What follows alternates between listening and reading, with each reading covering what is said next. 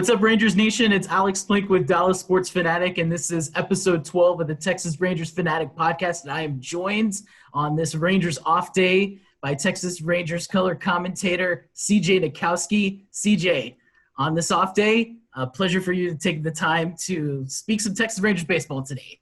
Yeah, good to be with you, Alex. And it's nice to get an off day, man. Few and far between this year. So we'll take them when we can get them.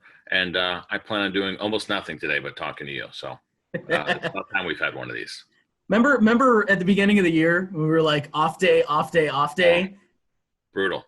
What was it, 3 within the first few days or whatever it was? And that was unfortunate. I felt bad for the guys thinking about knowing what this season was going to be like. Like, we joke around on our end. Our jobs are easy.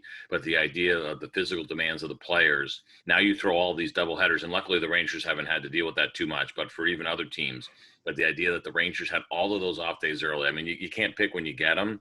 But to be front-loaded like that, you knew it'd be a little bit of an issue. I think it worked out better, especially here in Texas, that we got the 28-man roster the rest of the way. Remember, it was supposed to be 26 for the last month. We went 30 to 28 to 26 because of some of the COVID stuff that happened early. They agreed to keep it at 28. That helps a little bit too. The fact that there's not as many built-in off days, what do you have the flexibility at least to give some guys, which we have seen off days, to try to balance it out and keep everybody healthy. I was going to look at the original proposed schedule this year before all the COVID stuff happened to see if I could have sworn that like they didn't even have that many off days in September anyway. But I thought it's I feel like that's always the case, that the Rangers typically don't get a lot of off days towards the end of the year just in general. But that could be, I don't know, maybe I'm completely wrong on there. It feels like ages ago when that old schedule came out. Yeah, it does seem like a really long time ago. I don't remember, because I'm sitting there with like bated breath, waiting for the schedule and then waiting to find out what my schedule will be and kind of lining it up with, what cities you're going to be in and what trips maybe the family might want to make as well, or what friends you get a chance to see around the country. So I'm all about that schedule as soon as it comes out. But then kind of the second part of it is what my schedule looks like. I don't remember there being a ton of off days, but again, it seems like so long ago. It's like Dave and I were talking it's happened a couple times this week.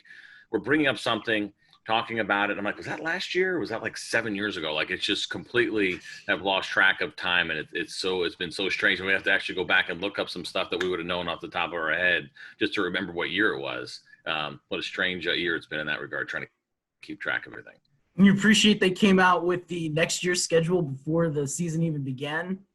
Yeah, that was interesting, right? I think the idea, and it's a little bit different. First of all, they did it so early, which I understand why, right? Once you have those schedules done, try to get people excited about what's coming up and start, planning your own schedule. The issue, of course, becomes we still don't know where we're going to stand with fans. I think this football trial run is going to be very important as we're starting to see some football teams allow fans in games at least to, smaller capacity. And if that goes well, and if we can avoid any major outbreaks, that seems encouraging for us, that as far as what we can do. I feel terrible for this organization with this ballpark and what was supposed to be, and for the fans that haven't gotten a chance to see it. Although you can do it via tour, which my family did the other day. They took the official Globe Life Field tour, which they really enjoyed, which is like an hour long. So you get a little bit of a feel for the ballpark. But man, we miss everybody in there. But yeah, the idea that the schedule came out, I think just to get, give people a little bit of a head start to start looking, because they're still obviously going to do some kind of really big, I guess, I don't know if they're going to call it a grand reopening or the official fan opening, whatever it may be, but we'll have all that pomp and circumstance coming up next year, hopefully next year. So let's hope that the fall sports and winter sports go well with fans. I think it was a positive based on the way the Chiefs and the Jaguars, the only two that actually had fans from Thursday and then yesterday. It looked pretty good. I mean, it didn't sound – I don't know if they were faking crowd noise in Jacksonville. It sounded like, because I couldn't imagine that much crowd noise in Jacksonville on a regular Jaguars home game against Indianapolis. But I like it, though. Pretty good. And I'm with you on that. And I think the idea – and I don't care if they did. Like, if they're at 25% capacity and they still want to pump a little bit of fan noise in there, I don't have an issue with that. The atmosphere matters for everybody, right? And the idea, first of all, for fans, you get into it a little bit more. Certainly for us, you're sitting at home watching the game, it helps. From the broadcast standpoint, it helps.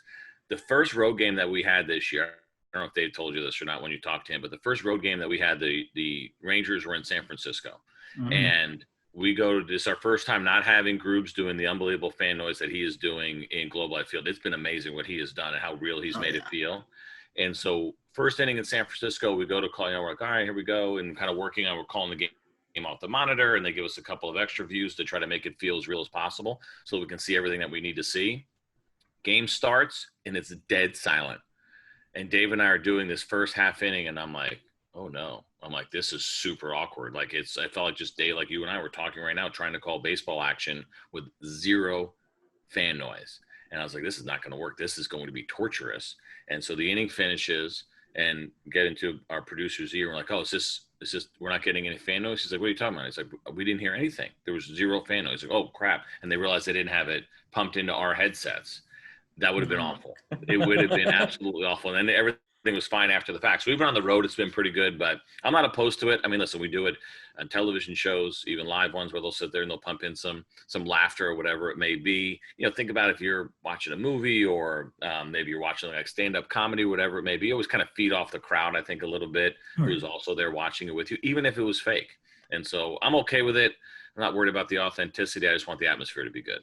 It's a notion when they make television sitcoms of that canned laughter noise. Yeah. It's scientific that people tend to laugh more when they hear it, which 100%. For me, that's not the case, but I know that, they've done studies on that. Oh, yeah. But it's got to be, I mean, how has it been? Now, I know you've gotten used to it, but how has it been for calling road games and just like in the process in general, just not having to be at the hotel at the road at the ballpark where you're just going straight to Globe Life Field every single day this season, road or home.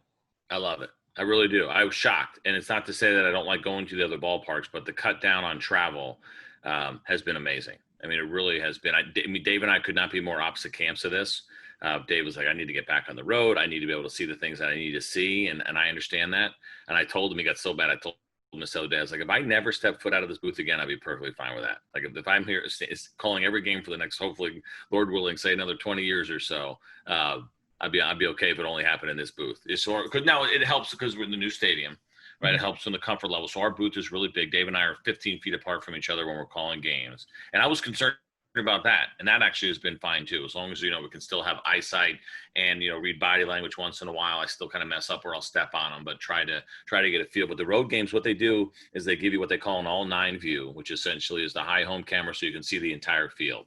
That's helpful when, let's just say you're watching a game on TV and a ball is hitting the corner and there's a runner at second. You can then watch the all 9 to see what the base runner's doing, right? So Dave could read the balls into the corner and, here comes Solano around second, like we're using the Giants as an example, say where, it happens when the Rangers are pitching. So that part is helpful. It just takes a little while to get used to it. Instead of, we would just be able to see everything, right? You go ahead and watch the ball, watch the runner. You can sit there and play ping pong with your head. You have to do it now monitor to monitor. I would say the first probably week or so, there was times where old habits would come in. So I'll be watching on the monitor and a ball be hit and I go like this and there's nobody on the field because we're at Globe Life Field and it's completely empty. There's nothing happening. So that would go on for a little while, but it didn't take long to pick up on it. I've gotten pretty comfortable with how the whole thing has worked. And I tell people this all the time, if anything, I don't know if the overall broadcast is better, but I think the attention to detail has an opportunity to be better. Because think about how many times you're sitting at home. I've been guilty of this too. When we're watching and you should be watching both, but if you're only watching the field, you don't necessarily see what the viewer is seeing, right? Exactly. And so there'll be a moment where something might happen that the viewer sees clear as day that you don't, even though it's your job as the broadcaster because you're watching the field. I use the example of, say, a play where maybe there's a throw to third base and it's a close play, or there has to be a tag, and the ball looks like it got there on time. The tag looked like it was applied. You're watching it from our high view in the booth, and you're calling them out. But meanwhile, the fan's sitting there, and they can tell the ball rolled out of the third baseman's glove because they're looking at it super close up with the shot that they're getting on television. So that really shouldn't happen anymore. And it doesn't happen too often, but those kind of things do happen once in a while. And you sit home, like, this, right? You sit home, and I've done it too. You sit home as a fan, and you're like, oh my gosh, it's clear as day. Didn't you see that? Well, no, because I wasn't looking at what you were looking at. Exactly. And it's probably better that we do that. And I was taught early on. I love what we do, and I love listening to different people. I've asked zillions of questions over the years about broadcasting. And some people would say, listen, you need to watch the game on the field and try to stay off the monitor. Don't get too lazy and rely on the monitor. But now I'm starting to realize, what? The monitor is actually really valuable, and it's okay. Now, there are things that happen that I see from my view that you don't see on camera that gives us an opportunity to maybe see something they didn't see. So as an example, I might be watching something and a ball's hitting the gap and the left fielder's chasing it. And I'm noticing, and you don't see him, but I'm like, man, the center fielder's not even going for this at all, or whatever it may be. Or he took a step in the wrong direction and I see it because I'm watching the whole field. As that play's unfolding, I can then push the talkback button, tell my producer, hey, take a look at the center fielder. I don't think he did jack crap there, or he fell down, or whatever it may be. Then we can show you that you didn't originally see because I was able to see it with my eyes. So there's some give and take there. But I've been comfortable with it. I've gotten very comfortable with it. The idea of getting home pretty quickly after games was nice. So our producer said to us one day, this is where it really stuck in and really sunk in for me. When the Rangers were playing the Padres at home. And so when the game was, they played the first 2 games and then they were going to San Diego. Right. So game ends, we finished it. And I was like, hey, good job today. I'll see you guys tomorrow. But if we're on the road, he's like, all right, I'll see you guys on the plane in an hour. See, it's usually kind of what he says, because what happens is we finish up what we have to do. We head to the airport. We wait for the team. We all fly to San Diego. We get there at 2:00 in the morning, and you're a big mess and all that kind of stuff that happens with the travel. When he said that, he jokingly said, all right, I'll see you guys on the plane in an hour. I remember thinking, man, I'm going to be home in 10 minutes. I'm going to be in my bed in 10 minutes. And that is the thing of beauty, as opposed to sitting on the plane, waiting, taking that long flight, getting in late. And listen, San Diego's a beautiful place and it's a nice hotel, but there's something about being in your own bed more. So I'm kind of on board with it. Dave hates every time I say it, and neither one of us get to decide anyway. But if we did this again next year, I'm in. He's out, I'm in. So do you think this is something that could be in the future, knowing how well it has worked, that maybe to cut on some travel costs, that they would say, okay, broadcasters, you're just calling games in one spot all season long. Now that they've figured out, I feel like this is what's not just in baseball in general, but everything. You're looking at how online classes are working, people working from home. Everything's starting to work. And I think that's the question to everybody. Is this going to be the new norm? So I would say this. There are certain areas, I think, in life where it shouldn't happen. So I have 2 college students right now. I have a 7th grader as well. They would much rather learn in person. And I think it's a better environment, right? And there's some value there, no doubt. If you have a job and you're going to school online at night, there's huge value there. I get that. So I think there should still be a balance. But I think for young people, the idea of having that personal interaction with teachers, with classmates, I think it's hugely, hugely important. I've been fortunate that my youngest has been in school for 5 weeks, regular school, and everything has been fine. And he's been dying to get back to school, and it's been better for him. So I think that for young people, they probably need to be there. I think the idea of working from home, though, for some parents is really helpful, or for some people in general. It doesn't mean necessarily mean parents. And so there's value there, that you could sit there and you can benefit in a big way, as long as you're good at managing your time and staying organized. I think for some people, they don't work well in that environment. They need to be around other people. So there's a balance. But when it comes to the broadcasting, like I said, we'll see how the winter goes. This stuff was already happening anyway. Gosh, I was at Fox a few years ago, and there was times where I saw guys calling soccer games, international soccer games. They're sitting in a studio in LA at 3:00 in the morning, and they're calling a game that's on the other side of the world, right? So there was value in that. We see it with the WBC sometimes, right? MLB Network will have guys sitting in a studio while games are going on in Japan, 14-hour difference. And if you do it right, you can make it work. I guess one of the things I wonder about is, we always say that we're at Globe Life Field when the team's on the road. I wonder if we do that going forward. Like, do we need to even tell people? They may not ever know. Is a possibility. But here's what, we don't know exactly what's going to happen. I think there's a couple of different things. One, it could be exactly like it is this year.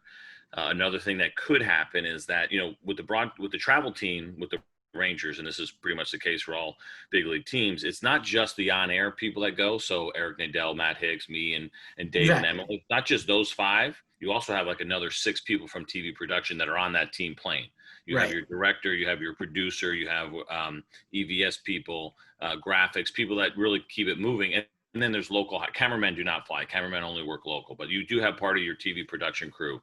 It's possible that they stay back and only the on-air talent go to the game. That's another possibility. One that could happen is Fox Sports, which is now Sinclair, and then there'll be a branding name change next year. So it will no longer be Fox Sports Southwest and Fox Sports West and Kansas City and all these other ones. The names will change, but the group is the same. They have, I think I don't know exactly how many now, at least 16 major league teams. It could be that when you're playing another Sinclair team that you may not travel because we share resources anyway. Exactly. So that could be a real thing. Now, in our case, that doesn't mean a lot, because in division, The Astros are not a Sinclair It would just /Fox be team. Angels. Yeah, Oakland is not, Seattle is not, and then next year we're playing the West again in the National League. So you have the Rockies, no, the Dodgers, no, the Giants, no. So it may not be a ton. I think we would still travel if they go that route. There's a possibility there, which is, by the way, another thorn in my side. And Dave gets tired of me like an old man complaining about it. The Rangers will end up playing the National League West 3 out of last. That's exactly what I was gonna say. And the other thing is, like, I can maybe understand in the NL East, maybe you have to rearrange days because it's not going to fit. But I kind of feel like it was an easy opportunity to just kind of reschedule the NL East and just go. Even if you go NL East in 2021 and then NL West and keep the schedule going, this is just a temporary year. But I don't understand. So does that mean in 2022 that they're going to do the Central? Or, I think so. I mean, I think it's possible. So the Rangers are supposed to play the Mets this year at Citi Field, right? They had actually 2 trips to New York, the Yankees and the Mets, both. And, it's basically the way it's supposed to be is once every 6 years that you would go to, because of the way that it alternates, because then in 3 years, the Mets would come to Globe Life and, vice versa. So I don't know why. There's a part of me that wonders about the bigger rivalries. And does that mean, hey, another year of Yankees Mets? Is that big of a deal? I would like. They schedule them anyway. I know. I would hope not. Yeah, I don't know if there's other teams in there that they like. If I get the opportunity, though, I promise that'll be a question that I ask Rob Manfred, because I know he's getting a lot tougher questions than that one. So I think he'd welcome it. I think it'd be an easier one for him. We were supposed to have him opening day this year. So perhaps we will get him next year when the ballpark opens. We'll see. Obviously, he's going to be at the ballpark anyway for the World Series, but. That part to me is one that's bugged me a little bit, just because I like mixing it up, and the idea that we're playing that same division in interleague play 3 out of 4 years, that seems kind of silly to me. I mean, and then you're figuring, so then the next time Washington's coming here, and so I can't even remember the last time the Nationals have been in Arlington. Yeah. It's been, wait, the Nationals are coming next year, you said? No. The Nationals were supposed to come here. Oh, this year, yeah. It's once every 6 years. So we went there in 2017. Well, not even that, but they skipped that. Like the Rangers have gone to Washington the past 2 interleague cycles. Oh, is that right? So my first year was 2017. We went that year. Yeah, and then in what would have been 2014? Yeah, okay. I believe then in 2014. Did? Yeah. Oh, that's weird. I wonder why that was. I remember there's a couple times they've done it. I think long ago the Cubs did that. I don't know. I know it's happened a couple times. It was a while before the Cardinals for regular season prior to last year. It's so simple, right? I mean, you want the fans to see as many of the players as they possibly can. But here's the thing, man. I think, for me, that should be on the table as well, as far as either the elimination or significant reduction of interleague play. I'd love to see it go down to maybe 6 games. I think it's run its course. But with that being said, more of a balanced schedule. When I first got to the big leagues, we went everywhere twice. And so I'm playing in Detroit. We're going to the Angels twice. We're going to New York twice. You're going to everybody twice. And it was a much more balanced schedule. 19 games in your division is a lot. And depending on your division, and I understand there's still a premium on winning the division. They always want that to be there, but the wild cards matter. And if we go to, we get to that point where we're at 32 teams, 4 divisions and 4 wild cards, that balanced schedule is almost a necessity, in my opinion, because it's not fair to the other teams. You end up with a weak division and it's only 4 teams and you got 2 of them that are rebuilding. You can almost coast to a wild card. That's not right. So the idea that we get to a balanced schedule, hopefully we get there. I think Rob Manfred would like to, but again, that means less Yankees, Red Sox, some of that kind of stuff that they love, that Sunday Night Baseball loves more than you and I love anything, it seems like. And so they would lose some of that. And I don't know if baseball's willing to give that up. See, in the interleague side, and maybe this is from the fan in me, is a difference for the player in you and the fan in me. Yeah. But I don't mind the interleague play because you get to, especially, I would think also as from the player's perspective, you get to go to these different ballparks that you get to play in these different ballparks. For an American League team having to getting to go to Dodger Stadium or going to Wrigley Field, and then from the National League side gigs to go to Fenway Park. And then as a fan, so like being able to go to San Francisco a couple years ago when the last time with fans, the Rangers went to San Francisco to take on the Giants. But I see that. I think it may lean towards the way the NBA and the NHL does it, where they do schedule more division games, but you Mhm. do get but the way the conferences are aligned, where it is just you take the top eight. Yeah. I think there's a little bit different in there, but for the most part, you just take the top eight and they make the playoffs, regardless of what division they're in. But the divisions are set in retrospect to scheduling. Yeah. Yeah. And it's interesting, man, because they just seem like they always want, and maybe that changes someday, but something about divisional play that they seem to really like and never want to be able to give up. And they put a premium on winning the division, right? We hear that phrase all the time, a premium on winning the division. It's fine if your division is good, but if it's a little weak, then it doesn't say much, you know? I mean, even with this year, the way it's working out, like Look at the Cubs. like, yeah. What's that? Look at the Cubs. Yeah, exactly. And so I'm looking at and thinking about, you know, the idea that, and maybe it's just because I'd love to see the Astros miss the postseason, right? But the idea that the second place team automatically goes, or even that, now that's fine, I guess, to some degree. But even the idea that the second place team automatically gets a fourth, fifth, or sixth seed, right? I don't know if I love that as much. That seems unnecessary to me. Like, you can get a spot, but if you have, you know, and it's already shaping up that way, but if you have a team, say in the American League Central, that's got more wins than the Astros, why do the Astros get a higher seed as the second place team? That doesn't seem right.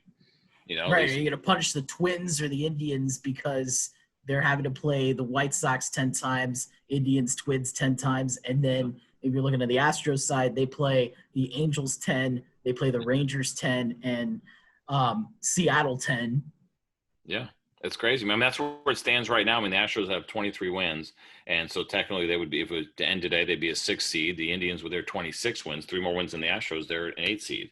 You know, and I mean, listen, so then they get the 1 seed, right? So then it's, as it stands right now, and it's tied, but it would be the Indians, you know, versus the White Sox or the Rays, as opposed to, you know, if they were sitting in the Astros spot, they'd be playing a 3rd seed, which they've kind of earned based on their record.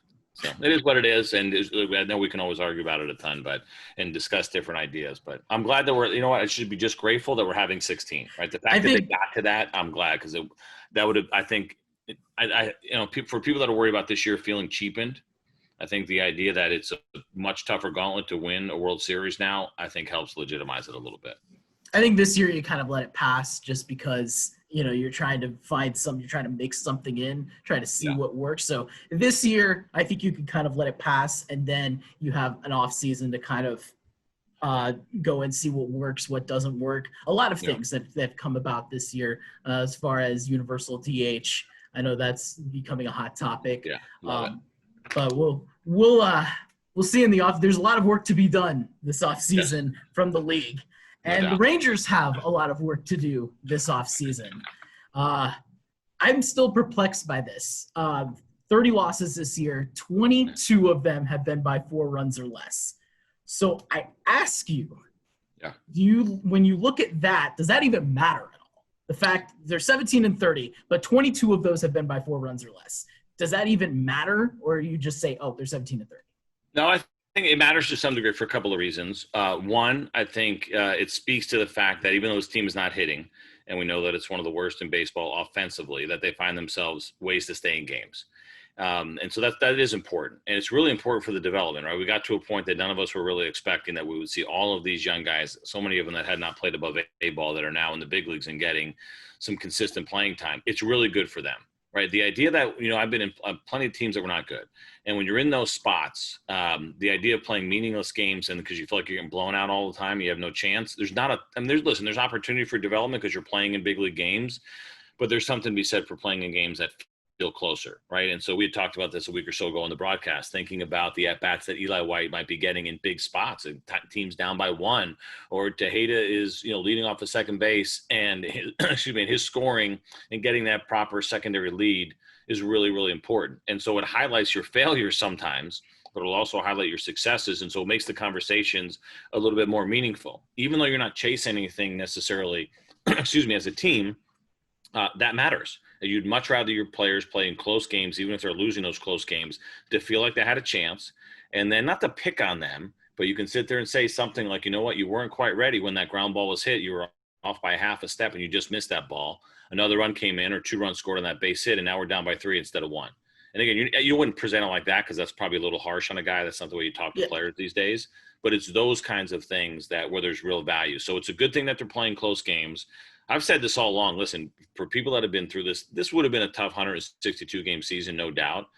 I'm not bored watching these games. I'm not. And it's because there's good young players. It's exciting to watch them, even though they're going to make some mistakes here and there. And to watch them have to compete in these close games, I think makes it fun. So, and it's been a blessing in disguise. And part of the reason it works, and part of the reason why I still like watching these games, is because they play good defense and the bullpen's good. So even if your team's not going to be good, and obviously you need to have starting pitching, you need to hit. But if that's not going to be there, the games can still be somewhat intriguing, still worth watching if you're playing good defense, if you have a bullpen that you're confident in. And those two things I think are happening right now with the Rangers. You say, okay, there's strategy to be had, right? If you're playing on a team and Woody's managing a team that gets outslugged every single night, and guys are booting the ball all over the place, and even when you got a 4-run lead in the 6th inning, you're holding your breath because you're not sure what's going to come out of that bullpen gate, and you're almost confident that it's going to go the wrong way. That's not fun, and that's not easy to manage. That is not what's going on here in Texas. And so to me, I'm grateful for that. From my standpoint of what Dave and I do, there's actually things that are worth digging in on. And there are times, like when I look at the lineup and I know they can't all play every single game, I find myself disappointed. Oh, Eli White's not playing today. Darn it. Yeah. I would never have thought I would have been saying that all year long, right? Like I look, I'm like, all right, Tate's not at short today. And I'm not saying that Elvis shouldn't be the shortstop and he's hurt now anyway. But the idea that there was times where it was exciting to watch him play, I want to really see what he can do. And so to me, that if I'm sitting there looking at the lineup, hoping that there are certain guys that are in there and disappointed when they're not, that tells me you have a roster that is at least worth checking out. I thought it was interesting because last Monday during Labor Day, and I kind of asked this, and Anderson Tejeda was on the bench. It was the bases loaded. It was a 4-run game, final at bat of the game. Elvis Andrus comes up. I was like, you know what? Anderson Tejeda is on the bench. Yeah. I wanted to see him pinch hit for a chance to tie it up with the pop. And I thought it was interesting that Chris Woodward said he liked Elvis's at bat, or liked his chances better. And I was like, well, doesn't that kind of go against as far as letting these guys, and I don't know, maybe you saw it differently than I have, but I was kind of like, if you're looking at developmental, I know you're throwing a young Anderson Tejeda in the fire, but let's see what you got. Yeah, so it's an interesting one. So I would say this. I totally see Woody's point, especially since Elvis was in the game and feel the game. Pinch hitting is difficult. There are certain other young players that I probably would like to have seen better there. And I know I can't remember the exact lineup. I'm sure most of them were in the game anyway. But I would say Nick Solak, I would rather see in a pinch hit situation first right now.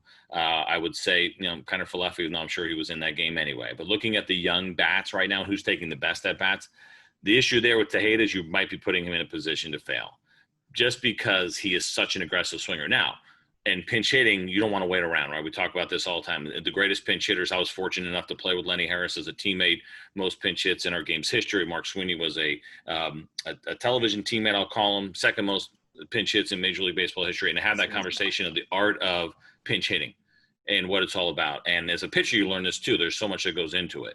And the idea that more often than not, the great pinch hitters are coming out hacking.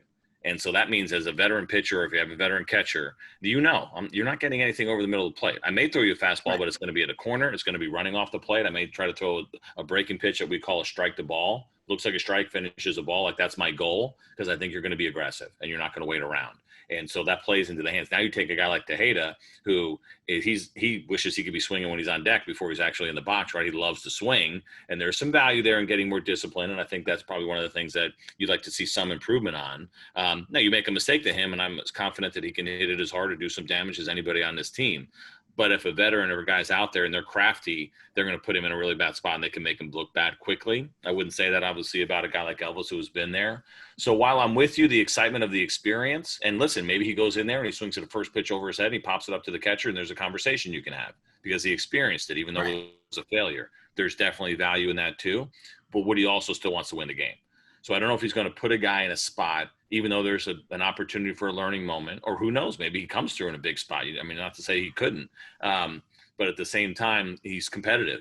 I think for people that follow this team, I mean, you never want to mistake the idea and the fact that Chris Woodward is super competitive. Like he's like, even though there's Oh yeah, opportunities in there, you know, like he wants to win the game. So if there's a chance to win the game, he's going to do it. I mean, I think it's clear as day when you have Eli White finally get his first big league hit, but then doesn't play the next 2 days. Why? Because he's putting a lineup out there trying to win. Like he's working that balance of, all right, I got to develop some of these guys. I want to see what we have. At the same time, I don't want to, you know, have any of our, you know, starting pitchers that get them out that day. They're like, oh, we're even trying today with the lineup we're putting out here. You know, we're just throwing all the young guys out there because it's good for development. Meanwhile, we have a better chance to win if we do this. So it's not one or the other. There's a balance in there. And I think for Woody, when it comes to a moment like that, although I don't disagree with what you're saying, it would have been fun to watch and it could have been a great moment for him one way or the other. He's still trying to win the game. I think it does bring it as far as a fine line because you do at some point have to make that choice and be like, do I make a choice that's going to help develop these young kids, or do I make a choice that's going to give us a better chance to win? And sometimes, you know, most of the time I would say the decision kind of falls under both, but sometimes you do have that little fork in the road that you have to choose one or the other. Yeah. And I see that point. That was kind of the point, I think, you know, and of course Elvis pops up, that ends the game on the first pitch, and that, you know, plays into that.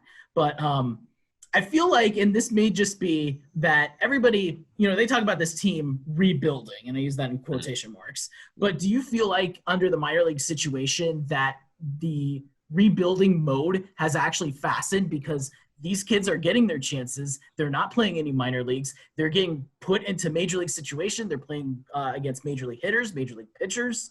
Do you think maybe this has fastened the rebuilding process? I think so. It almost would be a better situation if the Rangers got to play like 100 games this year as opposed to 60, just to see a little bit more for these guys. But it has, you know, and I know that when JD spoke, I guess it was a couple of weeks or so ago, and kind of indicated that perhaps next year wouldn't be competitive either, right? That was kind of, I think, one of the storylines that came out of that.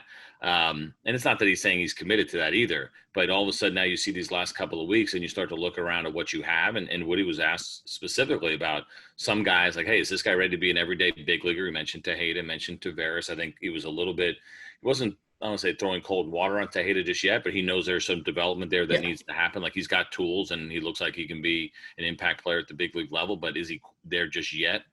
Plate discipline is a big one. You hear the Rangers talk about it all the time.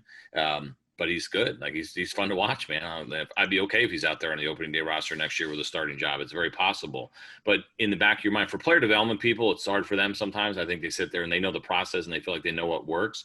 And when they see somebody that gets rushed and they feel like there needs to be a little bit more fine tuning, they would say no. They prefer that it doesn't go this fast. For those of us that want to see action right now, we say, yeah, let's get it going, right? And the idea that the minor leagues are going to be smaller anyway going forward, right? The contraction that is coming, it sounds like we may go down to 4 affiliates per organization. I think there's a cost-saving benefit to that. Yeah. But then also maybe perhaps it's okay to throw these guys into the fire a little bit more. And I say fire being, you know, even a 19-year-old kid going to Double-A as opposed to leaving him in, you know, Dominican Summer League or rookie ball or whatever it may be. I've always thought that anyway.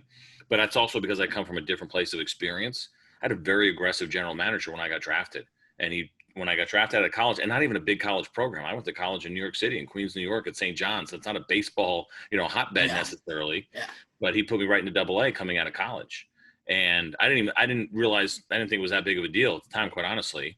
And looking back, it wasn't that big of a deal. I did okay, I held my own, and I was comfortable there.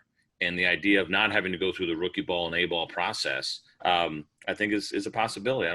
I because I experienced it, I think it's possible. Is it for everybody?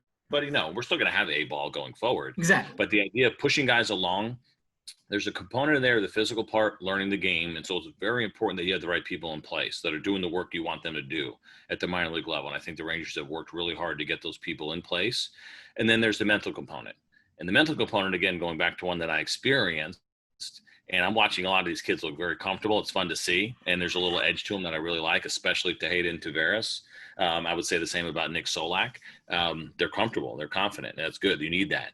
The thing that happens, and it happened to me, and I think it'll happen to other guys, is that the failure that you experience, and it's not too bad because there's not fans there right now. That's what I was going to say. But the first time you experience that failure, and it's the biggest stage you've ever failed on in your life, how you handle that is a big one. And depending on what kind of person you are, Dave and I were talking about this the other day in the booth too. It's the idea of like John King, right? John King is a self-talker. You can see it during the games. He is pumping himself up during the game. And we kind of joke about it a little bit because you don't see it every day, but I actually love it. I think it's there's a lot of value in there, because if you're the opposite personality, where you're sitting there and say you're on the mound in his spot and you're like, gosh, I just missed my spot. My fastball's only like 92 today. It's not quite feeling right. And you have all these negative thoughts, you're dead. I mean, the idea of you having success at that point is very low. But if you're that guy that's out there that, maybe you're mumbling some curses under your breath, you're, Max Scherzer, you're saying terrible things about your opponent in your mind, even though you don't really think about that. Yeah, you may not think that about him, once you're off the field. But if you want to take that attitude of like, screw this jerk, and think way worse things than that, right, while you're sitting there, that there's value in that.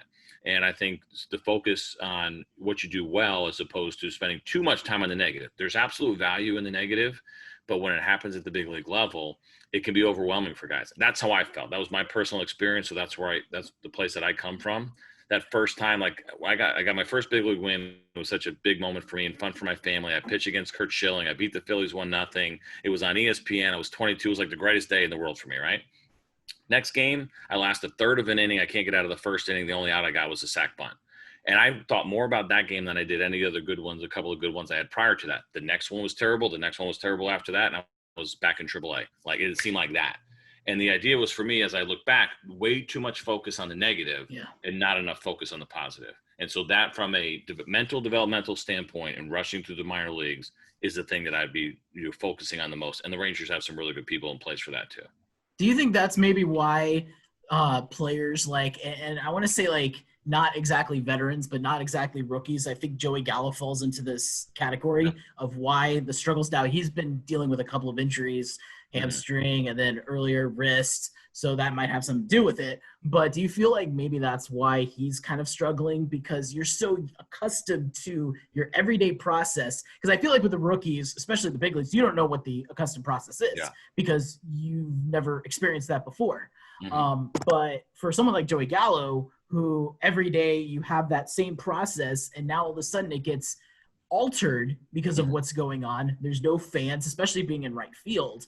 I would think maybe that's a little bit in the outfield. That's a little weird because, I mean, oddly enough, somebody's not yelling and heckling you from the outfield.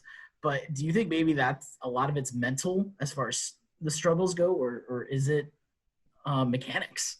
So I think with him, and this is only my guess from the outside, listening to him talk, listening to the coaches talk, and this really, I wouldn't even say just for him specifically, but for a lot of guys, it's also, you mentioned the process being disrupted. A lot of it has to do with the video work that they do. They become so reliant on what they can do. You've heard other players around the league complain about it as well, is that stuff has been limited heavily because of the Astros scandal. And it's really ticked a lot of guys off. And so even though we sit there and we get further and further away from the Astro stuff, and you always wonder, well, will it eventually die down? Did they dodge a pretty big bullet this year because there's no fans in the stands? I think that players are getting more angry as it goes along, because when they sit there, they can't go watching at bat the way that they could in the past in the game. They're reminded that it's the Astros' fault, and that's why they can't do it. Justin Turner brought that up the other day, just the idea that he doesn't think this is going away, even though it might feel like it a little bit to some people, why the Dodgers are sitting here playing the Astros. And so that could be part of the issues with him, and for a lot of guys as well. The other one with Joey is he's worked so hard not to chase, right? I think he's like top 5. I haven't looked in a couple of days, but he had been right around top 5 in chase rate in the league. That's a big deal for Joey Gallo. I know people are like, I just want to see production. I don't care whether he swings or not. We're bottom line as fans, and I get that. But, and I know the word process is nauseating sometimes, but the idea that what he had been working on is not chasing, understanding himself a little bit more. Where are my strengths? Where are the best parts in the strike zone for me to do damage, which he's still out there trying to do? I feel like it's resulted in, without even having the numbers to back it up, seeing some more strikes that are taken, right? Some borderline pitches. Then we work so hard. This has happened. It happens to everybody. And all of a sudden you don't swing at that pitch that's 3 inches off the plate. Then they call it a strike. And then you're screwed, because then you're going, man, I feel like I did everything right, and I'm getting rung up on strikes, and that's bullcrap. Eli White went through that one in a big spot where he got called out on strikes on a pitch that was off the plate. He did what he was supposed to do, and it didn't work out in his favor. And I even asked Woody about that. I'm like, are you okay with that at bat? Because he did everything you'd want him to do, but it was a real negative result in a pretty big spot. And there's some back and forth there, but they're okay with it. So I think in the case of Joey, that's what it feels like to me. He doesn't chase up as nearly as much as he used to, right? That fastball that was up, that always looks so good coming in, that a lot of guys can't get to anyway. But there's been some pitches, I think, this year that have been called strikes. Add the injuries in there, add the idea that you can't do the video work, the atmosphere that you talked about. And unfortunately for Joey, just, he's had some bad luck. No doubt that he gets crushed by the shift. I mean, that's just, there's no two ways about it. It's been bunting. It seems like the bunt attempts, I guess, if you were to look at a rate, seem a little bit higher that we've seen from him from a couple of times. But I think there's a lot of those factors that go into, why we've gotten to the point we've gotten to this year with him. I was going to ask some follow-up as far as Joey Gallo, but I wanted to, because I brought this up last week with Dave. Do you feel like umpires' strike zones have been wildly, and maybe this is just me, have been wildly inconsistent? When I say inconsistent, I mean in the second inning, it'll be called a pitch on the outside, maybe called a strike, and then 6 innings later, it's off the plate and it's further outside the plate, called a strike.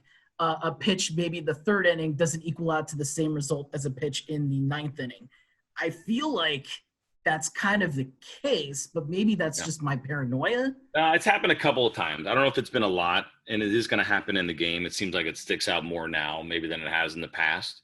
Last year with the group that we used for our data that Fox used, we had unbelievable access to umpire data. Never had access like this before. It was fantastic. And it would go back a couple of years and we could show fans, and we would do this. We'd show them a heat map, or I would just have the information, and it made me look really smart, and it had nothing to do with what I was doing. Right. So I would sit there and I could pull this map up, and let's just say, and I'm making this up, and it's Ted Barrett behind the plate, and it would give me this heat zone, and it would show that he calls more pitches above average at the top of the zone, but not inside the lefties. Like that one's cold, right? And sure enough, so I could say that before the game started, as the game was starting. And then sure enough, here comes a fastball, on the inside corner, called a ball. I'm like, yeah, that's what Ted Barrett does, right? And then there's a fastball, it's 3 inches above the plate, called a strike. I'm like, yep, that's what I was telling you guys about Ted Barrett. I didn't know that on my own. It was unbelievable information. I'm like, some guys are good over the course of their careers of knowing umpires by reputation. I was not that great about that.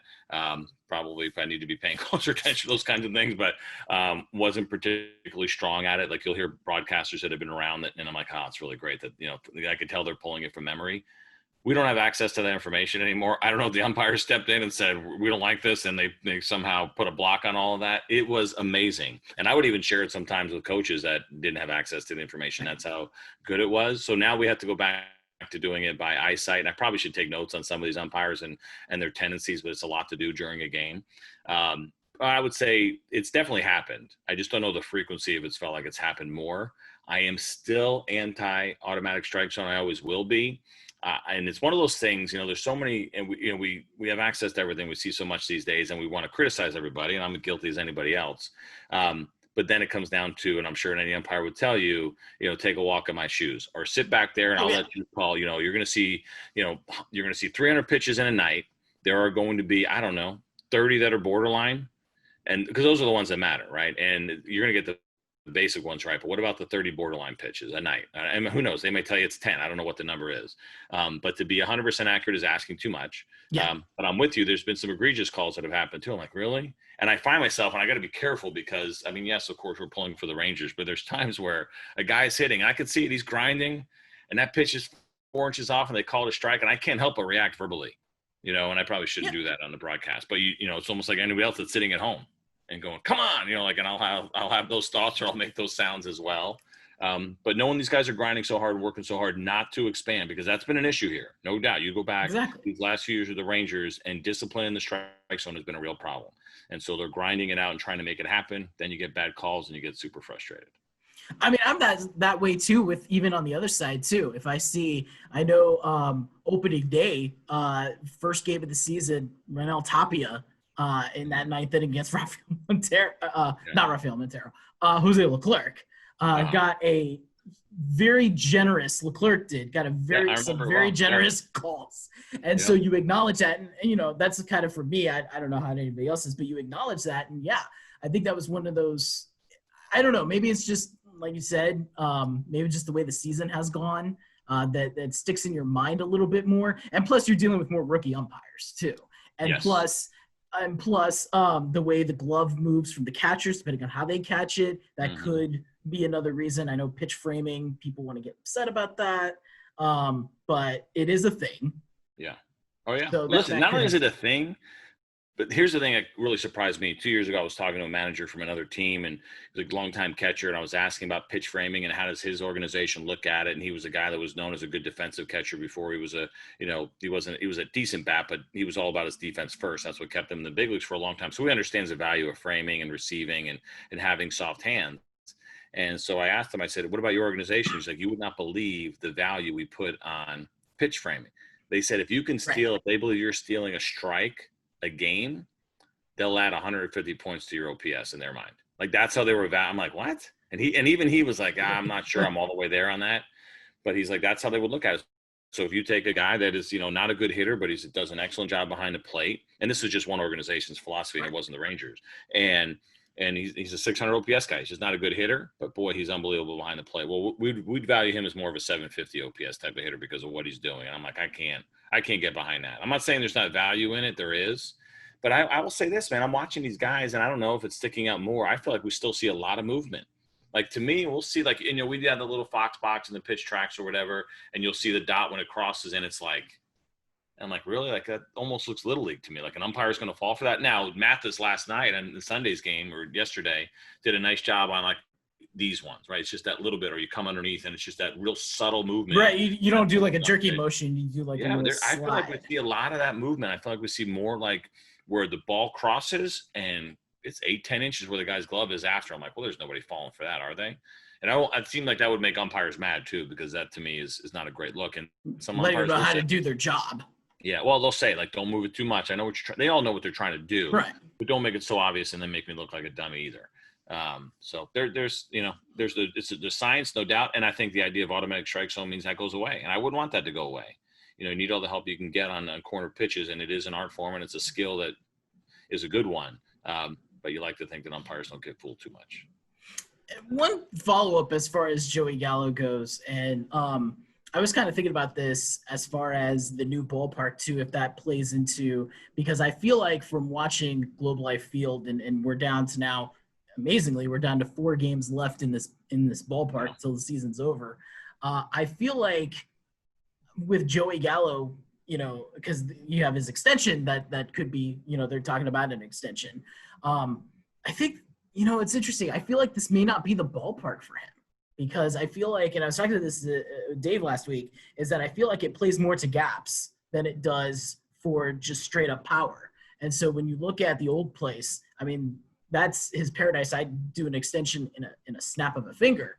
But I feel like in this ballpark, it doesn't play to those strengths as much. If you're a solely left-handed power hitter, solely right-handed power hitter, I feel like for hitters like Isaiah Kiner-Falefa, Nick Solak, who go to the gaps, this ballpark fits well into their tendencies. Where Joey Gallo, I'm not quite sure. And again, maybe it's just feeling it out. Maybe next year he hits fantastic in Globe Life Field. But are you seeing that, or is that maybe truth to it? Is it too early to determine? So there's a psychological component to it, 100%. Right? There's been a couple of balls, and he's not the only one that have been hit by him, but also Chu at the beginning of the year, and some others that you're like, sounds like, and it sounds different because we're inside, there's no fans. Right. But you look at how hard, and you see the reaction from the players. Like, they feel like that. I feel like that used to be a home run, and no doubt in Globe Life Park, it was a home run. The ball that Joey hit out to dead center earlier this year, he came back in the dugout. I remember we were trying to figure out what he was saying, and it seemed like he was like, that ball would have been 40 feet over the fence last year, and it barely cleared this year. That is absolute truth to there. There's no doubt that that is a reality in this new ballpark. And so then the question becomes, what do you do? What is the best way to treat a guy like Joey Gallo? I was fortunate to be on that roster that opened up Comerica Park in 2000. That ballpark was huge. They've since brought the fences in, but the right field gap is still really big. Mm-hmm. I mean, it was great. It was a great place to pitch because it was grass too on top of it, and it was slow grass, and it was difficult to hit a ball out to left field. And I would watch our hitters after coming from Tiger Stadium, which stole fly balls and turned them into home runs, right? That right field was one of the coolest little things, that the right field stands, the bleachers in the upper deck would actually overhang into fair territory. So every once in a while, your right fielder would have his back against the wall about to catch a fly ball, and it would go into the upper deck. Like, he was camped under it, and it wasn't too often, but it did happen, right? So those are the kind of home target field. No, similar, but this is what Tiger Stadium was like. Yeah. And it was crazy. And So now we go to Comerica with a lot of that same roster, and these guys are drilling balls in the right field gap, and they're coming back breaking bats because they're ticked off that the ball's not going anywhere. So it happens. And you Target Field, absolutely same thing. Now Target Field seemed to have changed, and there's kind of a weird, funny story behind why they think that happened. But the idea that you would go from a hitter's ballpark to a pitcher's ballpark with some of your same players, there is something there that needs to be, I don't want to say addressed, but a reality. So it's one of two things for me.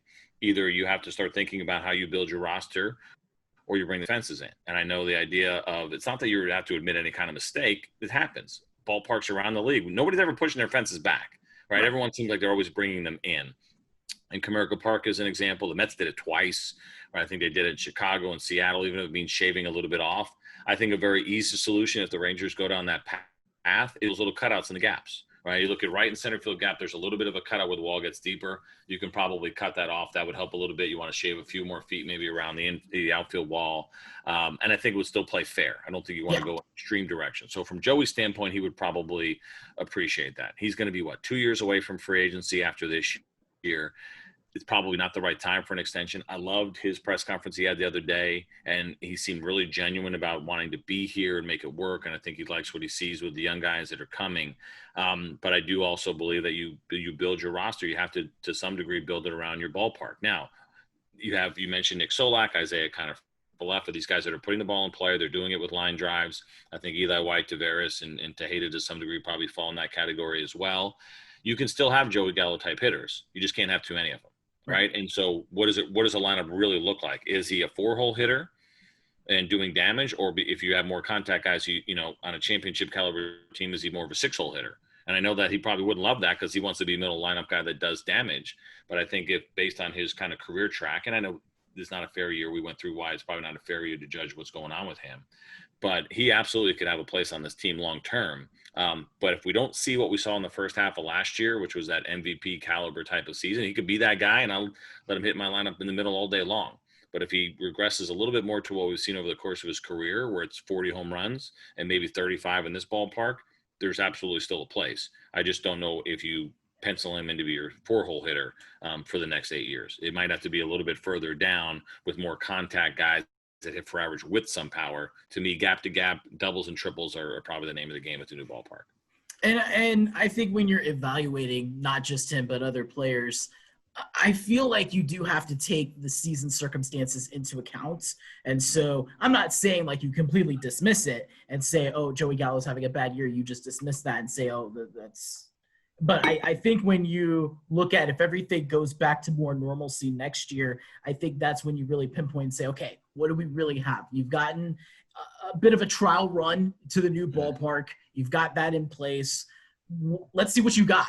Yeah. And, I don't think with this year, I do think you still look at everybody on this roster and you still take what production they've had into an account. But I feel like it's almost similar to, 60 games out of a 162 game season. You do take that into consideration, at least from my end. I don't know if that's how the coaching staff is going to play that as, but I think, you're right. As far as an extension, maybe it's not the time. I saw why they put him on the chopping block as far as trades go, just because it's kind of like, okay, we have this guy available. Let's see what we can get. Can we get a steal of a trade? Nope. Yeah. Okay. Then you move on. I mean, absolutely. So I think that's the way you always do that. You do it with everybody. You always listen. Yeah. The biggest mistake you'd ever make is not listening, my opinion. Right. And you have to do it. And he doesn't love, of course he doesn't love hearing that kind of stuff, and understandably so. It goes both ways. I've been in that position where you become, a guy who's talked about, and you start to, if you're on a bad team, like that'd be kind of fun. You know what I mean? Oh yeah, go somewhere else, have a chance to compete. There certainly can be some value there at times for guys. But it's not always the case. But I loved what he said after the fact. I mean, he seemed like he was glad those conversations were over with, and the idea that he wanted to be here long term, I thought it was really encouraging. The best thing you can do is listen. That's the advice of the day, everybody. Everybody always, listening. Always. You have to. Just in everything, not just in baseball trade talks, in everything. Yeah. When your wife's talking, in my case, my wife would be all about that. She's like, yeah, Alex, that's great advice. Could you please give that to my husband a little bit more, please? Your husband is the one that said it, not me. Yeah. But and I think that's, I'm actually kind of pumped to see how 2021 is going to go with this roster and how spring training, assuming everything goes back to the way how spring training is going to get, and especially with these younger players getting their opportunity. And I'm sure that I'm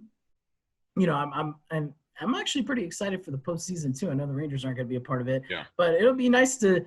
Well, I don't know. How do you feel about the NLDS NLCS World Series being played at a ballpark without the Texas Rangers? Yeah, I mean, you like it from a business standpoint for the club, obviously, and for everybody dealing with revenue losses this year. But the idea that they can at least showcase their ballpark nationally a little bit, and they didn't get a chance to do that this year the way they thought, and so now they'll be able to do it in a way that they probably were never expecting either, quite honestly. So there's some value in that, hopefully, based on what we're seeing with football, that there'll be some fans here. Not that we all want to kick out the cardboard cutouts, but that would be okay too.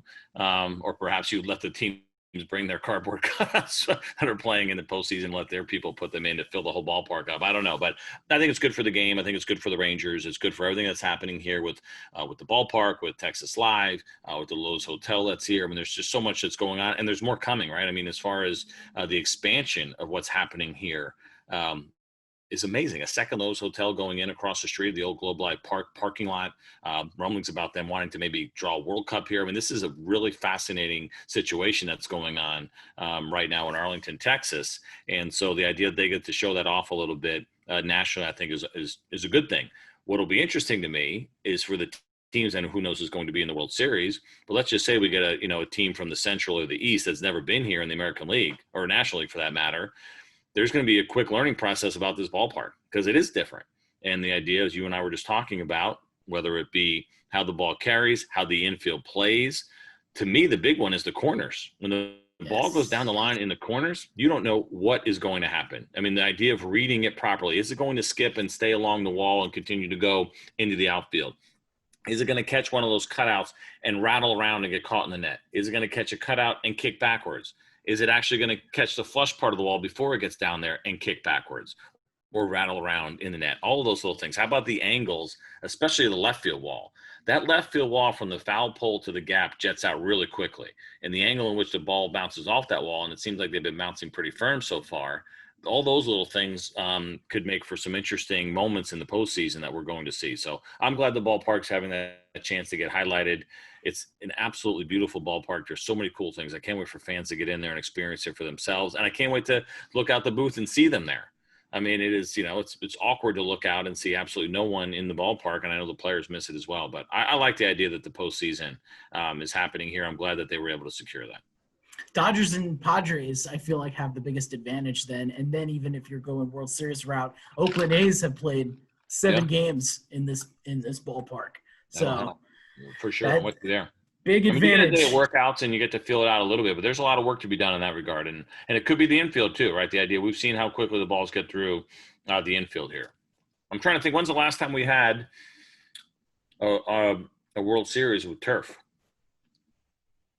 Has it been a while? Tampa Bay Rays? Like in the 08? Was that 08? What year was that? No. Oh my gosh. Was it 07? So you basically only have what? You have Arizona, Tampa, Toronto.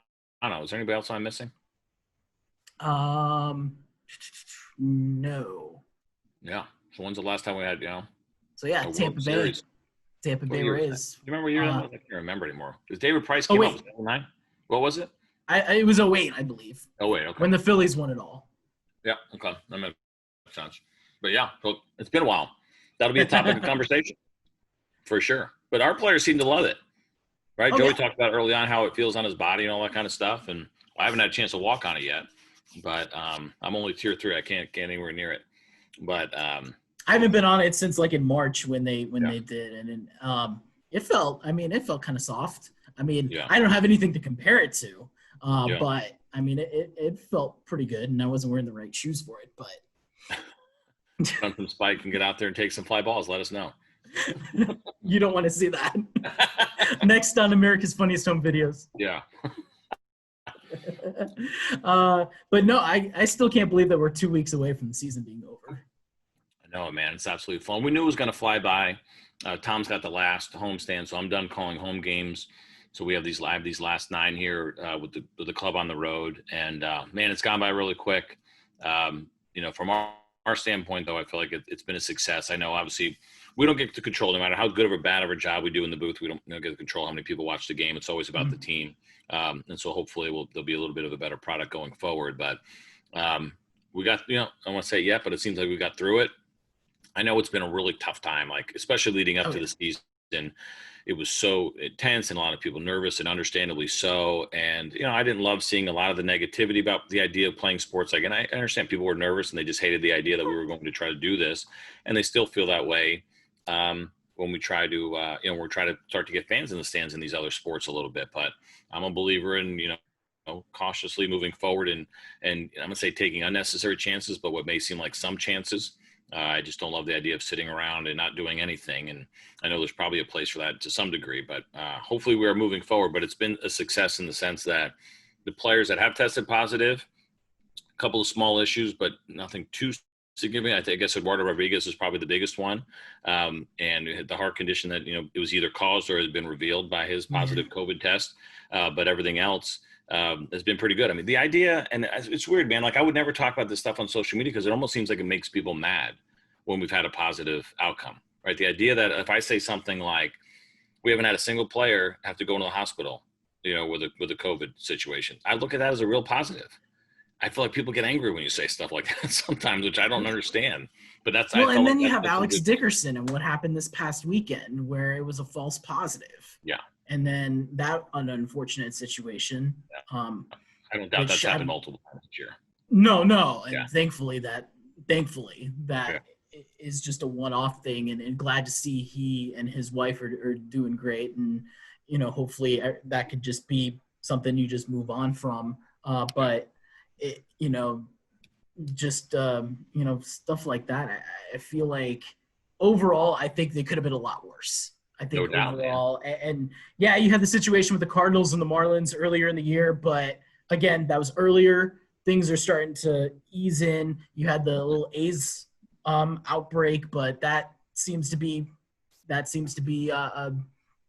good to go, and hopefully we can just kind of end on a high note. Yeah, it would be nice, man, to be able to get through the postseason. Hopefully, no positive tests in the postseason. The idea of going to the bubble is something that certainly, certainly will contribute. We'd like to think to a real positive outcome in that regard. Not having any positive tests. How about on your end, man? Like, so I've talked about, like, I love the idea of how it's worked out for the broadcast. I'm okay with it. I feel like it hasn't been negatively affected in a big way at all. Personally, it's probably been a more positive experience. The Zoom meetings that we have and the access that we have, the way that the Rangers are doing it right now and most teams around the league, has actually benefited our broadcast a ton. The idea that, let's not sit in a Woody meeting every single day in his office like we all can. But the idea of the way the meetings are run, and then I know there's some frustration there because you only get one player, maybe two. That part's tough. You can't walk by a guy and it's hard to write exclusive stories. Like, that part is definitely missed. But I will tell you that from our end, the idea that, first of all, the Rangers catalog all these. And so then if I happen to miss a meeting or something's going on, I can just go back and watch it, right? And it's helped me. I have way more notes to bring into a broadcast than I've ever had before. And that's part of my personality is with the players, is because you guys as the writers are always looking for things, and that's part of what you do. That's priority number one. I have a tendency to give them their space. I don't like to bother them too much. I don't like to just chit chat. They got, there's a lot going on there. And so I try to stay out of the writer's way. But these Zoom meetings have allowed me to get way more information.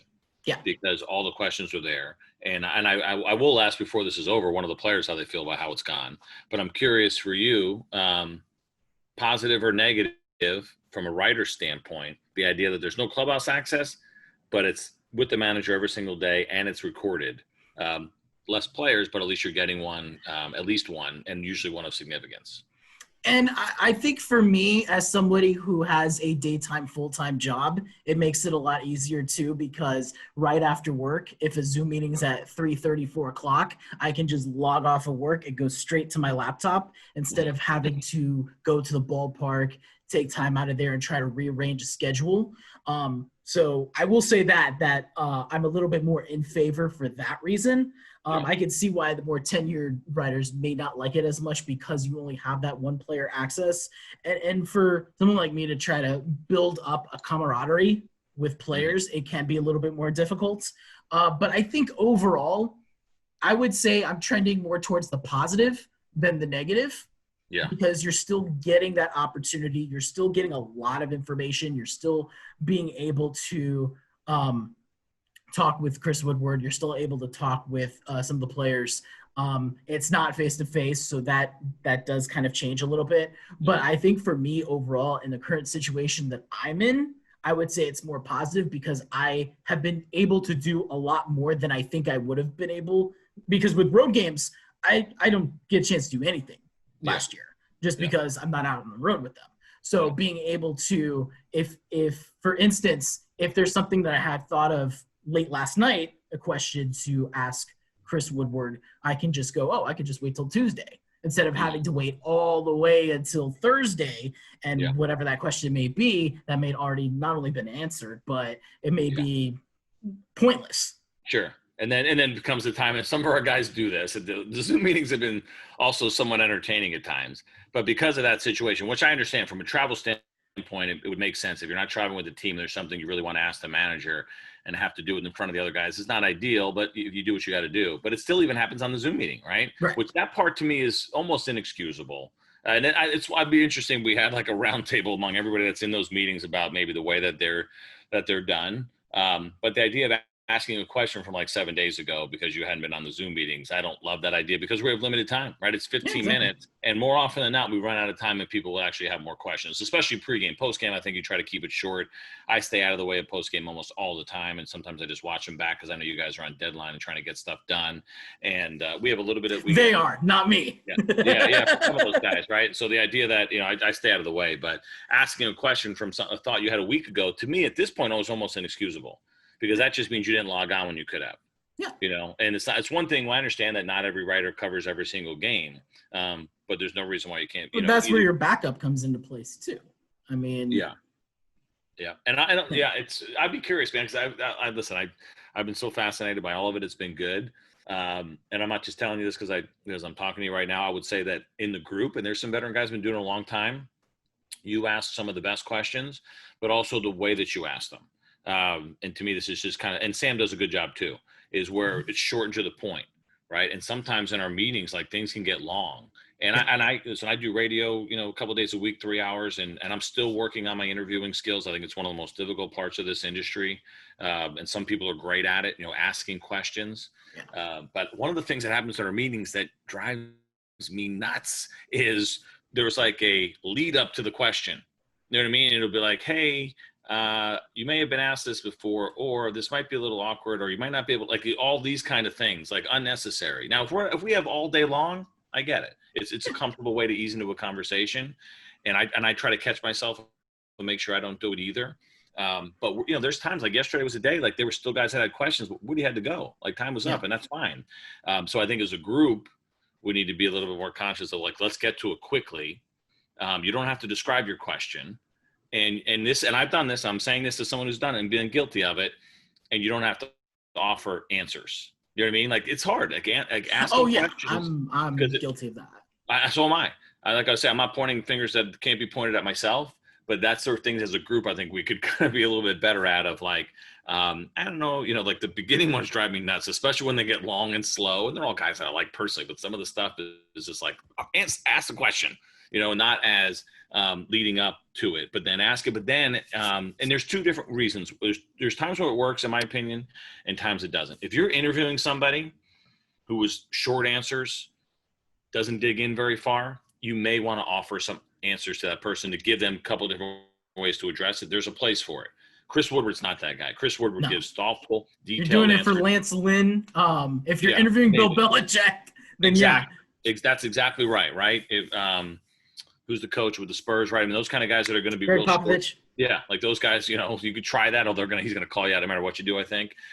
But the idea of saying, hey, Elvis not having a bad day or having a bad week at the plate, right? What have you seen? I think that's a good question. Not, is it because he's chasing too many pitches? Is his leg bothering? You start offering answers, and it draws out the question. So I think that's an area in which, as a group, because we can make these things even better, like make them more useful for everybody. But I'm not just saying this. I think you do a good job. Sam does a good job. The idea of being even ready with a question. Like I said, I never like raise my hand until I feel like most of you guys have gotten your questions done. Even if I have a question, sometimes I'll be like, well, we just ran out of time because I feel like what you guys are doing should be the priority for the writers. But how about you, man? Anything that in those regards? Because I watch all these, man. I'm like, again, collectively as a group, I'm not pointing fingers at somebody I couldn't point. No. But I feel like we could be a little better. We don't have to call out anybody, but I feel like we could be a little better. I think for me, because my thing is like, even if it's a variation that where you pretty much got the answer, I feel like a lot of times it's that personal where, yeah, this person may have asked it, but then I want to ask it just to kind of have that personal level. Sure. I don't see it sort of that way. And just because, I'm still relatively new to the process as well. I mean, this is my second year doing this at all in lifetime. So you did a good job of the last year, man. I'm not just saying that. Like, thought last year we sat in the manager's office. I was like, oh, this guy's asking some good questions before I knew who you were. You could tell they were thought out. They had purpose behind them, and you weren't just asking to ask. I appreciate that. I very much appreciate that. And if it's a variation of just like, okay, I got what I want. And I feel like a lot of times where it's a little bit more personable when it's an answer to what you're asking rather than, let's say you ask it and it's something along the lines of what I was. A lot of people are like, okay, I'm going to say because I want you to answer exactly what I'm saying. Instead of using the answer to you, if that makes sense. No, it does, because you may have a slightly different angle too, right? That's the other part of it, is that he kind of answered my question, but not completely. And I think that's okay. What I think is that you don't have to say that beforehand.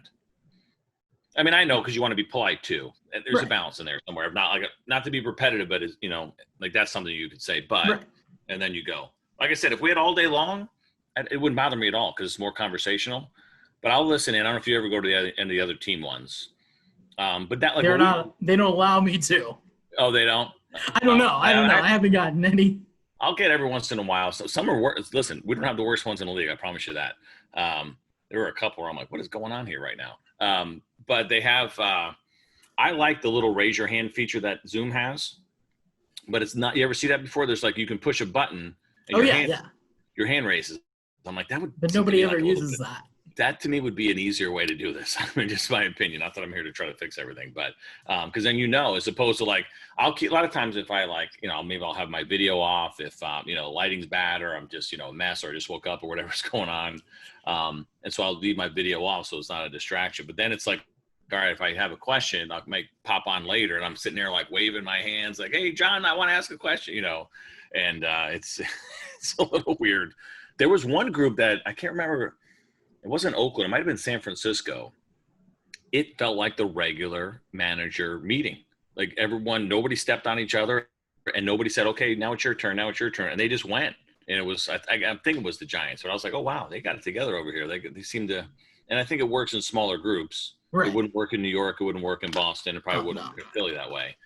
But I guess we're all learning. I just hope that Major League Baseball continues this going forward. I guess that's more important to me. If they can figure out a way that all the meetings are like this, even when you're back in person, if they all happened in the meeting room so that they could tape them, they have them, and other people can access them. Because it's also helpful. I would tell you that the days that I did national, hugely helpful to have that. I could go back and watch the last 3 days of interviews leading up to a game. That would be great. And I will say this is I do want to give it up to all the teams, communication teams because this is, again, spur of the moment. This isn't something that they had all off season and all year to think of, okay, how are we going to do this?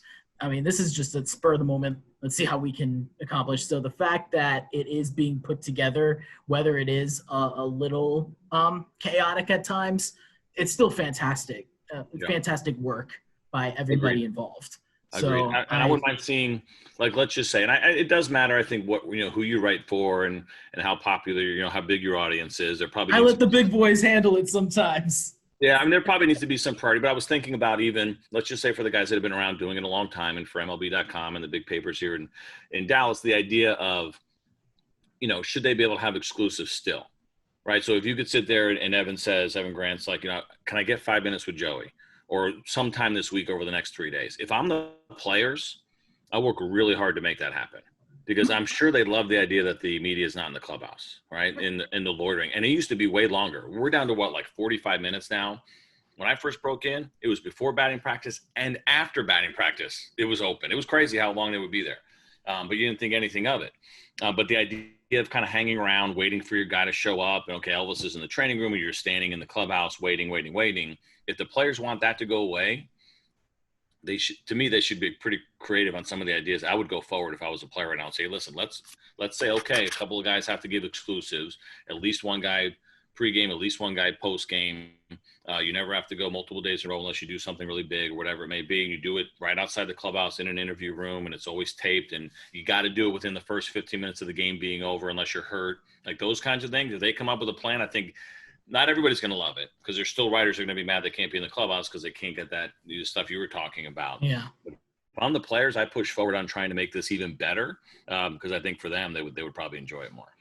Well, and I think also, like, you still would have access to on the field for batting practice. Yeah. So that kind of, but I see what you're saying on there. And then, like, maybe if you want that exclusive, maybe a day before, unless, like you said, something amazing happens, maybe a day before of approval. And a little bit more leniency to there. But yeah, I mean, if they don't want that direct clubhouse access with the media, I think, you push it on there and be like, well, have to endure like 5 minutes, 10 minutes, of availability. Why not?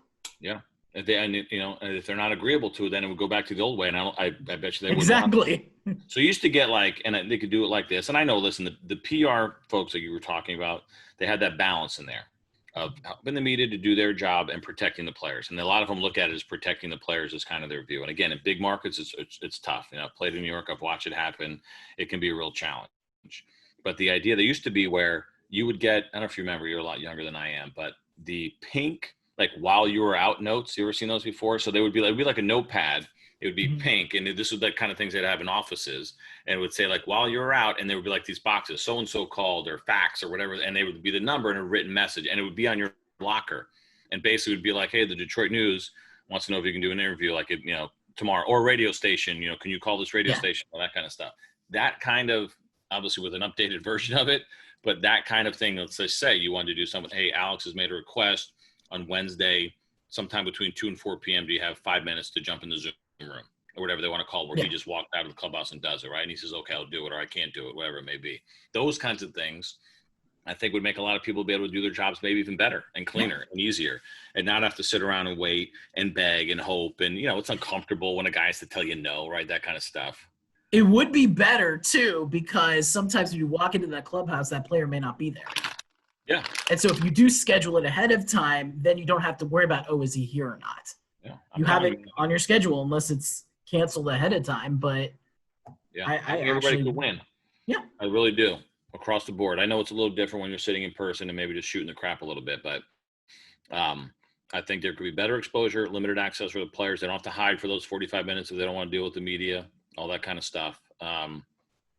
To me, I think that's one of the positives that's come out of this. I hope it continues, but even in a little bit of a better format.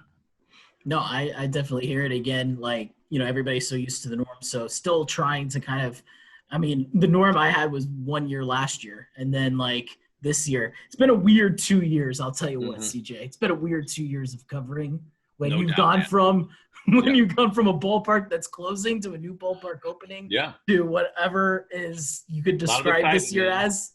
Yeah, a lot of excitement. And I'll always be optimistic about what's next, and we'll see. But we'll see what happens the rest of the way with these guys and who sticks, and then what direction you go. We'll say this. I am a little bit concerned about the challenge of adding players strictly through, making the best offer, because players leave money on the table now all the time. So even when the Rangers are ready to get back out there, how do you, the idea of going after pitching, I don't think will be as difficult. If you're a guy who wants to put up big numbers, this is going to be a great place to come pitch. How they go after guys offensively and what kind of hitters they get. And they have a lot that they're developing right now. And I'm a believer in that too. And kind of the Cubs philosophy, develop your hitters, by your pitchers. Is probably it's not a foolproof way to do it, but probably a better way to do it. But what it looks like, once they clear Chu, obviously Elvis and Rugi still have 2 more years. Once, I guess the final plan for Texas Live is going to be completed by 2023. Financially, this organization is going to be in a great spot. And they have been anyway, but I feel like they have a chance to really take it to another level. And what this team looks like in a few years and what kind of money they're spending could be a pretty big deal, man. So it's it's an exciting time, and hopefully move forward in a big way. Yeah, no, and this offseason, I think there's going to be a decision as far as the ballpark goes. Like you said earlier, are they going to bring in the fences? You have to make that decision as far as should we do that? Should we benefit as far as the hitters go, or should we leave it as it is and then you go after pitching, play to your ballpark? I think that's a decision that probably may need to be made this offseason, if not this offseason, but next offseason. I think slight. I don't think you have to go extreme. Because even if you look at City Field, right? So it's just a matter of you bring in those gaps. You're not going to turn off the pitchers too much. They know. The ones that have been here know the breaks that they've gotten already. And then, listen, we've seen the ball start to carry a little bit more. I mean, the idea that home run, that Dietrich hit on Sunday, I didn't think that was possible early on. Like, I don't know how many opposite field home runs we have seen, but line shots like that to the opposite way tell you that it can be done. Yeah. So, and listen, that ball that Murphy hit, are you kidding me? The ball that hit the center field, I didn't think that was possible. I certainly didn't think he was the one that could do it. Is that why you guys broadcast from there? Because you knew there was no chance. A day late, I thought we were safe out there. I told Dave, I said in the elevator before the game, I said, with the roof open, oh, man, if only you guys were doing your center field broadcast tonight. Yeah, it would have been nice. Because it was beautiful. I love when the ballpark's open. I know it hasn't worked out well for the Rangers, and other teams are coming in and it seems like they're slugging in those 3 games. Is there anything to that? I don't Maybe think for so. the pitchers, do they feel uncomfortable or something? I don't know. I mean, it seems like it's more the opponents, though, so I don't know. Yeah. But it's beautiful when it's open. I mean, a nice night like that is amazing. So, especially in the first inning where the sun, it reflects off the Globe Life Field. Yeah. We'll sign it in the Jumbotron. Yeah. Right. No, it's definitely nice, man. So, I mean, I think in April, May, you almost have to. And I think a lot of times in September, I would assume they'd have it open. We'll see what that weather looks like on the final homestand. But it's nice, man. When it's open, it's beautiful. CJ, I appreciate you joining me today. You got it, buddy. It should be a fun. I like you said, it should be a fun little end to the season. Get to see some of these young kids break out and see what's on the horizon for this organization. I actually feel. I know it doesn't sound like it, but it seems like it's trending upwards. I'm with you, man. Future is bright. Got to get a couple of the pitchers that they brought in back on track and make sure they're ready to go to have better years next year. And Kyle Gibson and Jordan Lyles, but good young arms in the bullpen. I'm anxious to see Kyle Cody as more of a full starter. And listen, a full starter these days might only be, can you give me 5 or 6 innings? You know what I mean? And you're okay with that. Between him and let's see what Wes Benjamin. I mean, he's looked really good so far, and so still a long way to go there to to show you can be consistent in the big league. But you're right, man. Between those guys, those arms, and what's happening on the field, and then can you add the other piece? That's the thing, man. To me, that's the final piece of the puzzle is when you go to add at whatever position is available. That's when you kind of take yourself to that next level. Curious to see Corey Kluber next year if he can stay healthy. I know he's had a problem, not just obviously this year, but with Cleveland. But if he can stay healthy, then that is another weapon in rotation. But if they pick up that option, right? So it's 18. They pick it up $1 million, and they give them that they don't. So you're talking about a $17 million decision. I hope they do, man. Gosh, he looks so good in spring training, so good in summer camp. It's a major injury. That's the thing. We haven't seen it too often. It's not so much it was major in how long they thought it was going to be out, but you haven't seen that a lot. And the idea that him and Leclerc both had the same injury is concerning. We'll see how that rehab goes. I guess they probably have to make that decision, 5 days after the World Series, if not before. So I'd be curious about that one, if they can afford to take that chance. Because if he's healthy, if the team doesn't compete, it's an easy trade. If he's not healthy, I don't know if insurance picks that up or not. So that's probably part of the equation. And then we'll see what happens with Lance Lynn in the offseason, and then going into next year in his final, if he stays with the team, his final year of his contract. If at the end of next year, do you extend him, or do you maybe try again and trade him in the next year's trade deadline, or trade him in the offseason? Yeah. Well, you can always extend him and trade him if you wanted to. I mean, that wouldn't be the ideal situation. It doesn't happen too often, but I don't know how far he wants to go. But if he wants 2 years, I'm all over it. If he wants 3, we'll talk about it and try to get it to a number you're comfortable with. He probably can't go beyond that. But I'd be all over him too. We'll see. I mean, everything it just gets exciting when you're thinking about then on the opening day roster, a game of who's gonna join the team, who's not. Yeah. I'm excited to see. And Chris, when we're talking about Leody Taveras being your opening day center fielder. Yep. Possibly, unless something kooky happens. But I like it, man. Yeah, opening day starter next year. Who's it going to be, Lance or Kyle Cody? We don't know. Appreciate the time, CJ. If you want to follow CJ on Twitter, you can follow him at CJ Nitkowski. And if you want to follow me on Twitter because you have nothing else better to do, you can follow at APLink TX. This is Texas Rangers Fanatic podcast. So if you want more Rangers news, you can go to DallasSportsFanatic.com/Texas-Rangers. CJ, appreciate the time. And it should be, off season coming up for you, actually. Off season coming up a little bit earlier. Yeah, no kidding, man. I'm okay with it. I love the off season too. I love my job, but I love the off season too. I wish I had an off season. Work doesn't give me an off season. You're too young to have an off season, man. When you get old. What is that? What does that age hit? Because then well, it all depends. I mean, having seasonal work helps. I mean, I still do radio in the off season, but I mean, it's a lot.